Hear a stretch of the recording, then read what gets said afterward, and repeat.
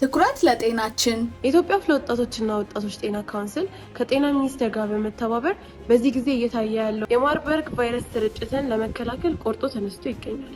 ማርበርግ ቫይረስ ከፍተኛ ጥንቃቄ የሚሻ የጤና ስጋት ነው። ድንገተኛ ከፍተኛ ትኩሳት፣ የራስ ምታት፣ የጡንቻ ህመምና የደም መፋሰስ ምልክቶች ከታየቦ ሳይዘገዩ ወደ ጤና ተቋም ይሄዱ። በሽታውን አስቀድሞ መለየት ህይወትን ይታደጋል። የጤና ሚኒስቴር ባወጣው መመሪያ መሰረት የታመመን ሰው ፈሳሽ ቀጥታ ከመንካት ይቆጠቡ። እጆትን በውሃና በሳሙና ሁልጊዜ ይታጠቡ።